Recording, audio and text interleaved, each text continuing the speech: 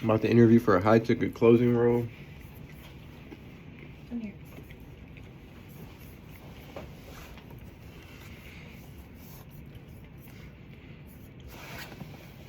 Hostess join. We've let them know you're here. Sweet. Hey, this shirt is good luck. Last time I wore this shirt, I got an offer, and I didn't record the interview. Thank you. It still probably doesn't look good. It's all good. We just hit the gym. Why did you put the hat on? It was cold. All right. Hello. Can you hear me? Can you see me? Hello. Yes, Gerald, I can. how's it going? Doing great. How about yourself? Doing well. Excited to be on. Excited to talk to you. Absolutely. Same here. Same here. Yeah. You located up in Detroit? Yes, sir. Just about like 20 minutes outside of it. Okay. Great stuff. Great stuff. That's where you from? Yeah.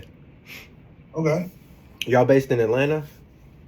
Absolutely. Okay, cool. I was down there in August for InvestFest last year. So that was my Okay. first time down there. I got to meet a lot of cool people down there. I love the Yeah. energy. Absolutely, man. Yes, it's a lot going on here in the city now, especially when it comes to entrepreneurship. So Yeah. yeah. Great stuff, man. Well, yeah. We definitely can go on and dive in, man. So tell me this. I mean, I saw where you had pretty much put on the application.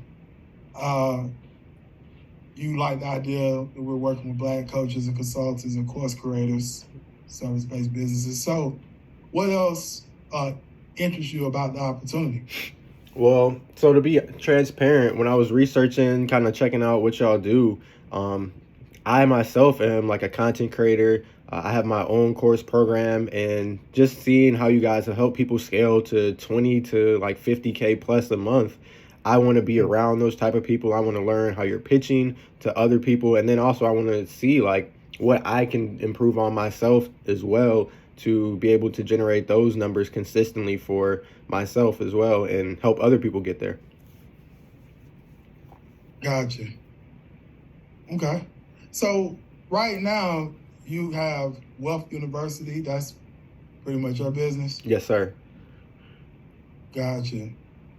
Okay. All right. You've been operating it since January of last year. Yep. So with that business right now, I mean, how much time are you having to put into that, like daily or through the week? I would say maybe 2 to 3 hours a day. Most of it is automated.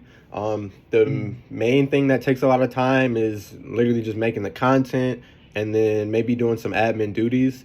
Right now, I've been putting maybe an extra hour or two a day in it, actually jumping on like sales calls with potential leads and closing them myself just because I've got a lot of that free time right now. But I haven't done that too much out of the time that we've actually ran the business. And the first year, I did close to 70K by myself, like just from making that content on different platforms and helping people like with their resume, with their cover letter, how to apply for different positions, how to interview. So most of it is automated. I've got a team of close to 10 people, like 3 different virtual assistants, and then also some other like mentors who I've helped kind of break in the tech sales space. Gotcha. And you also have on your resume as well, Decide Technologies. Yeah, so I'm currently not with them anymore. Just about a month ago, they had to lay off close to like a third of the company just due to financial reasons. It was a smaller startup, and I was selling advertising technology. So I started there as a sales development representative and worked my way up to get promoted to an account executive. And I was pretty much handling the full cycle of pitching clients, generating the leads, scheduling the meeting, and then getting on that actual meeting, that demo, and closing them on our offer, which was a $2,500 test budget to advertise on sites like Microsoft, CNN, Yahoo.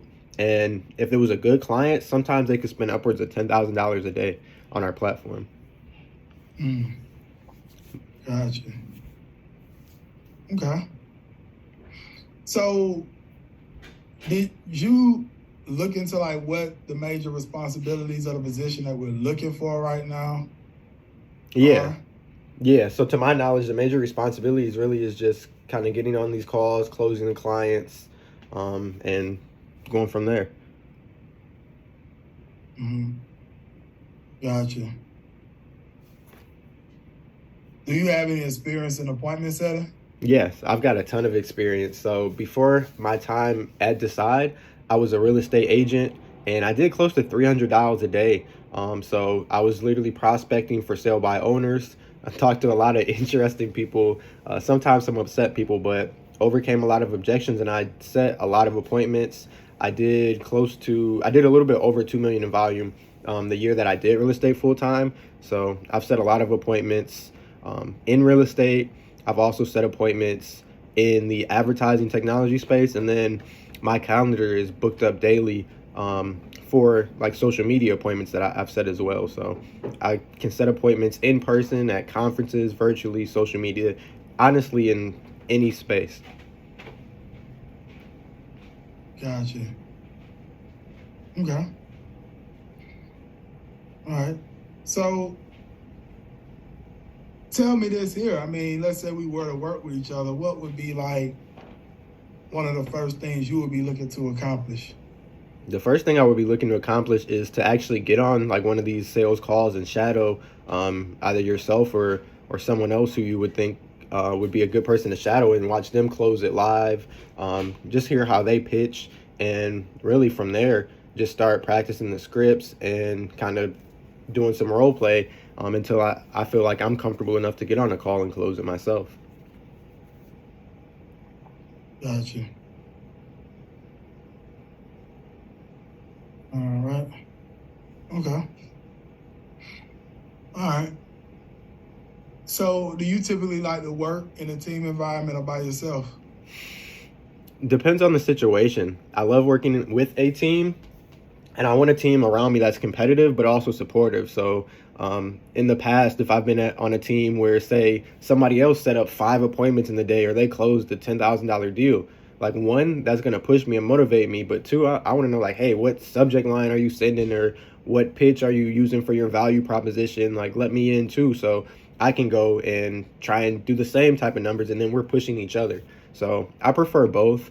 I can work either way. Gotcha. Gotcha. So tell me this, Sharif, like tell me about a time where you maybe had to deliver like a negative message to a lead or a client. Mm-hmm. And it, being that's been the case, how did you go about handling it? Yeah. So I got a funny story. When I was in real estate, I sold $1 million house. It was one of the like first big listings I had. It took me 6 months to sell. I was working and representing the seller. And the first buyer we had under contract, it was just about 2 weeks before the deal was supposed to close. And their agent, they never collected the $10,000 earnest money deposit. At first, they were told by their lender they didn't need to sell their home to purchase our home. But they have found some kind of mold issues in the house. Husband and wife started arguing. Whatever happened, wife sent the husband to a hotel. We're blasting the agent's phone. Agent's blasting him like, hey, we need that $10,000. The potential buyer actually had a heart attack from the stress, and I had to give that news to my clients. Well, after the agent kind of told my clients first, so my clients were going crazy. But what I did to solve it was I called every single buyer that we had showed the house to, every single buyer that came through our property. And within about 48 hours, we found a new buyer, got a new buyer under contract, and we dissolved the old agreement. But it was one of the craziest experiences just because I had two clients. So her name was Karen. She acted like a Karen, to be honest. And then her husband, like, we're going crazy. But we ended up getting it done. The deal closed. And it all worked out. But that was the toughest news just because I personally had never had a buyer end up in the hospital. And I didn't know, like, should we keep the deal? Should we not keep it? So I had to figure out, like, hey, the best thing to do is just call everybody who's seen the house, find a new buyer, and we'll move forward. Gotcha. Okay. All right. So, what is some of the most useful constructive criticism you've gotten, Sharif? And how have you used it to your benefit? Definitely. So at my last role at Decide, when I started as that SDR, I was doing a lot of spray and pray when it came to my outreach. I was sending out a lot of touches, doing a lot of numbers, but I wasn't being really personalized with it. And my manager sat down with me and we looked at my numbers. We looked at like the open rate, the set rate, and pretty much we came up with a new strategy of, hey, instead of just sending out the messages to everybody that you can find, why don't we look through their LinkedIn? Maybe they like Gary Vee. Let's send them a Gary Vee ebook, or maybe you've got a mutual connection. See if you can reach out, set a meeting like that, or even going into the office, dropping off some pizzas or something like that, and just be more personalized and directed with my focus and my outreach made a big difference in the deals that I closed. Okay. All right. Okay. Gotcha. So what's some of your career goals over the next 1 to 3 years? Definitely. So my career goal for this year, last year was my first year kind of breaking that 100K threshold and doing that gross. This year, what I'm looking for is to really double what I did last year. But career-wise, I want to build a lot of new relationships, and I want to be around a lot of people who not only push me to be better, but are very supportive of like teaching me, coaching me. I just want to be around a lot of good people, or people who motivate me. And I mean, long term, I want to help a lot of people get hired or make money and kind of learn how to provide for themselves without having to be reliant on someone else for like a 9 to 5, for an example. So that's my long-term goal. I want to be financially free. I want to have the freedom to move around location, freedom of my own time, and then I just want to help other people get there too. Gotcha. Okay. What's some of your top qualities that would make you effective in the sales role? Definitely. So one, I'm extremely confident. I'm a self-starter. I have a lot of experience and I'm a very fast learner. I overcome obstacles very well. At the young age of 20 years old, I moved out on my own after dropping out of college. And pretty much I had no plan. My plan was just to do real estate full time. But from there, I kind of purchased my own condo. I figured out about a lot of different industries, met people. And from there, I did really good at my first year, second year. And now I've got my own business at 6 figures. So I've overcame obstacles when I didn't have a plan up front. I would say that's the biggest quality, is just being able to be thrown in the fire and still come out successful. Okay. All right. So tell me this, Sharif, about like an action or a process that you may have put in place for any of the businesses that you've supported that improved the performance, of the business. Yeah, definitely. So for my own virtual hiring agency, what I did to improve the kind of success rate of the students who got hired was, one, I formatted everything as a step-by-step course to automate it. So every single lesson has a video, and then after every video, it's got a quiz and an assignment.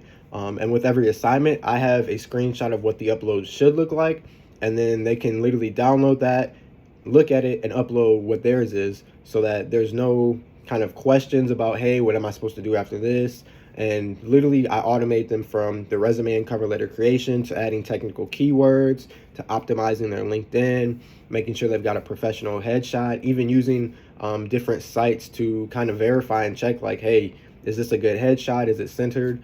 So really automating the processes and then making them step by step so that a 5th grader could accomplish the course was the biggest productivity hack I saw in my personal business. Gotcha. Okay. And in terms of self-development on your end, Sharif, what would be, an area you say you may want to work on from a self-development standpoint? Yeah, definitely. I would say my discipline. So I definitely could be a lot better, like disciplined of making sure I work out every single day, regardless of the work that I need to do, regardless of the things I've got going on, or regardless of how I feel. Definitely be more disciplined and more consistent working out daily, whether it's just, even if I'm sore, just a quick stretch, maybe a quick jog. So that's something I for sure could work on personal development wise. Gotcha. And what type of things, frustrate you, Sharif, when you worked in sales positions in the past? I would say frustrated me in the past. Honestly, not much that I can think of. It kind of takes a lot for me to get frustrated, especially in the sales cycle, just because I like to put myself in their shoes and make sure that, one, they're 10 out of 10 confident in me as a salesperson, 10 out of 10 confident in the actual product or service that I'm pitching to solve their problem, and then 10 out of 10 confident in the brand that's backing me. And a lot of times people just have a lot of objections. So really just trying to overcome those objections and put myself in their shoes of, hey, have I made this person feel confident enough to move forward with the problem and the solution that I'm trying to solve for their problem? So it's honestly not much that's frustrated me. I think real estate, kind of doing those real estate sales at a young age, calloused me to being cussed out over the phone, having people tell me to screw off, having people tell me they're going to call and get my license reported because I'm the 50th real estate agent that called them today. So not too much that can frustrate me at this point, at least not in sales. Yeah. Okay. Gotcha. And what motivates you to work productively? Yeah, so what motivates me right now is I just got engaged in December. I'm looking to get out of the cold, get to somewhere warmer like Arizona, and really just set my life in a new path, be in a new environment is what's motivating me right now and what I'm looking for. Yeah, congratulations on that. Thank you. Absolutely. Definitely. Okay. Good stuff. So tell me, Sharif, like normally when you are taking on sales positions, or even if you're taking on a position as a whole, what normally will have you not stay in the role? What would have me not stay in the role, honestly, would be if the position doesn't have a lot of growth opportunity. So, I mean, what made me leave the real estate role was, one, the interest rates. I could see that they were kind of changing. I was blessed to be selling when we had the lowest interest rates in 40 years, but now the interest rates are terrible. So I kind of foresaw that. I wanted to get out, one, dealing with a lot of crazy people and being the last one to get paid. So that's really what made me kind of get out of the real estate industry, just seeing that it's not positioned well for growth. Honestly, that's the only thing that would make me leave a role. Gotcha. All right. So my last couple of questions for you would be, one, what are like your top 3 core principles or core values? Yeah, my top 3 core principles and core values. So the first one is be a person of honor. So that's being trustworthy, being truthful, and sticking to your word. Outside of that, I would say being someone who's positive. So always looking at the glass half full, always bringing good energy to the people around you, and really just making sure you're kind of cognizant of how people feel. A lot of times they'll forget what you say, forget what you did, but they remember how you feel. So just being a positive energy. And I would say kind of my last value is just being 1% better every day. Like always trying to at least improve on a little bit, whether it's a new habit, whether it's reading something new, or whether it's just connecting with someone, going up to someone saying, hey, how are you? My name is this is what I do. What do you do? And building a relationship. Gotcha. Okay.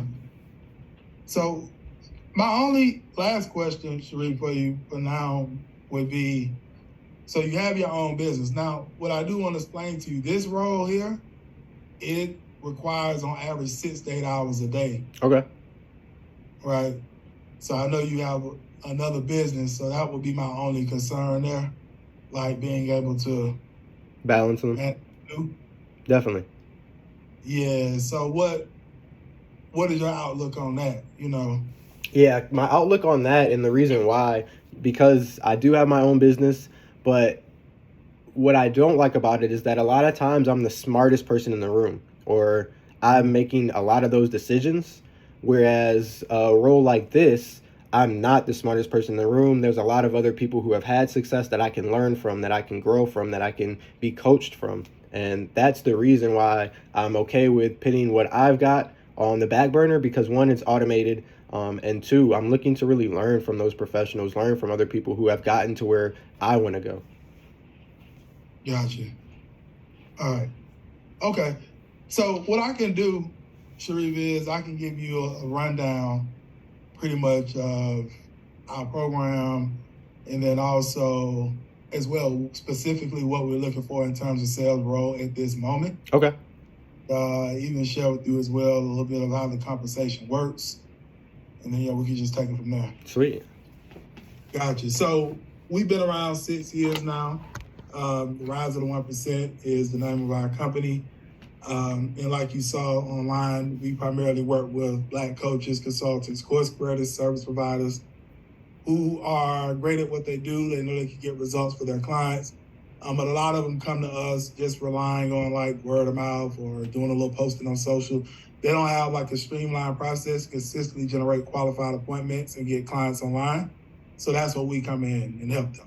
So we typically work with like Black entrepreneurs that are like around maybe $2,000 to $10,000 a month who want to scale up to 20K to 50K plus a month online in about 60 days or less. We help them through setting up systems online in terms of automation. So we even help our clients build out their own sales teams as well to scale. Okay. So that's primarily what we do. So it's a hybrid of a course to also group coaching and consulting, a little done for you as well in our program. So it's like a hybrid of all of them. That makes sense. Yeah. So our price point for our program is right now one-time investment of $3,800 right at this moment. So what we're looking for, by the way, before I even get into the compensation breakdown, is we're actually looking for someone else that can start off in a setter role, can work into closer. Okay. Right. I'm the closer right now for the company right at this moment, but we're looking for really a strong male figure because I already have two other setters. They're females, by the way, that can come in and help with setting in the beginning and then can work into closing. Okay. Now, with setting, primarily how we do the setting is outreach via Facebook, and we also even have an automated system set up on Facebook to do automated reach outs on there. We also leverage a little bit of LinkedIn too for outreach. And then we do run YouTube ads. So we have inbound lead flow come in from YouTube ads as well. Does that make sense? Yeah, that makes sense. Yeah. So primarily as a setter, like starting off as a setter, really you're just like, for instance, if you're outreaching on Facebook, you're just having those conversations, then you feel we can help them. You book them into what we call a 15-minute discovery call and then qualify them, right? Right. And being qualified, then you set them into my calendar for the time being. That's what the appointment setting position pretty much entails. And then with YouTube leads that come in, primarily how that works is they typically will see our ad on YouTube. They'll click through to a landing page, opt in, watch a video. But what happens is some of them schedule calls after watching the video immediately, and then some don't. So the ones that don't, our appointment setting team picks up the phone, call them, right, and it's setting them into calls. Right? Okay. So that's all go on in terms of that position. And like I said, yes, it is broke into the closer role. And you're doing a great job in terms of setting. But that's primarily what we're looking for at this time. And how many leads a day are you looking for me to set? Yeah, great question. So pretty much a minimum of 10 qualified calls a week, which is around 2 a day. Perfect. Right. So around 40 a month or so. And we have one of our sellers just came on with us 2 weeks ago, but one of our sellers been with us a couple of months. She's done it. She said her first month was kind of shaky, but her second month she did 40. Right. Then the next, so she's done like over 80 strategy sessions booked. She's done over Into 80 in 1 month, or like what total out of the 2 No, months? 40 in a month. Okay. 40 the next, yeah. So yeah, that's that. Now, how comp works, the comp plan works is we pay out 10% of every deal. So that's $380 per set that closes. And then if you set 40 calls in a month, we pay a $1,500 a month base. So that's $1,500 a month plus the 10%. Mm-hmm. And if you have a minimum 2 of those sets close a week, we pay out $500 extra. So it's basically $2,000 a month plus 10% of every deal. Okay. Pretty much how the comp plan works. What are you seeing your other sales people like do on average of like sets and closes a month? Right now, round about what I just said, minimum 2, round about 2 Okay. a week. Around like 2,000 a month total? Or are you saying 2,000 a week from like the closes 2,000 a too? month. No, you get the 2,000 a month plus 10% of every deal. But I was saying around 2 deals a week. Oh, 2 deals a week. Out of Okay. those 40 calls Okay. a month. So Yeah. 700. Okay. So just about like 700 a week on top of the base. Right. Okay, sweet. What's the most that you've seen like someone come in and like set plus deals closed? Right now, around the most we've seen was around about the 40 in Okay. a month. We haven't got anyone to get over the 40 in a month yet. And in terms of closings, Yeah, I assume like a better about- question would be like the percent of like deals that close. right. I would say around about 12 to 13 or so far, yeah, when we've had setters. Okay. 12 to 13 out those 40. Yeah, Okay. That makes a lot of sense. That's pretty good. yeah, absolutely. Yep. So, yeah, I mean, that's what we're looking for right now, Sharif. You know, we're looking for runners. You know, I'm a runner. You know what I mean?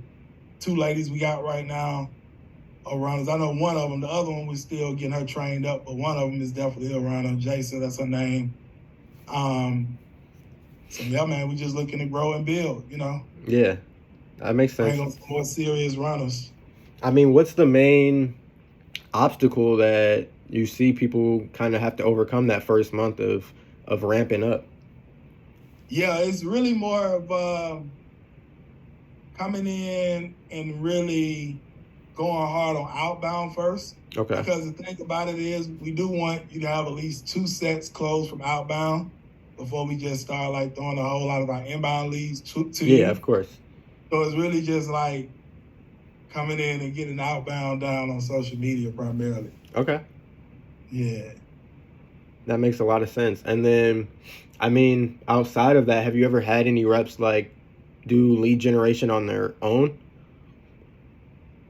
Now, when you say that, what do you mean by that? Like via social media or like outside of like the Facebook, outside of LinkedIn, like say Instagram, TikTok?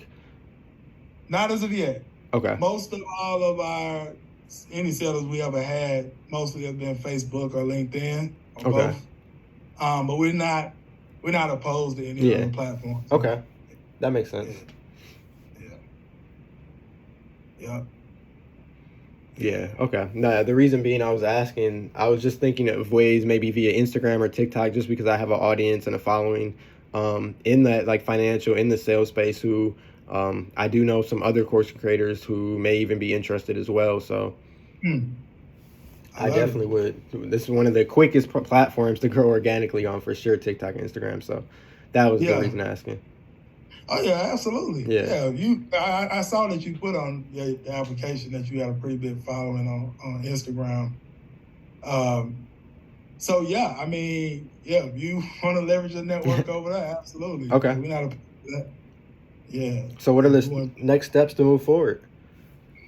Yeah, so the next step will be pretty much we'll do a mock call. So I get you over the calendar invite to set up that call.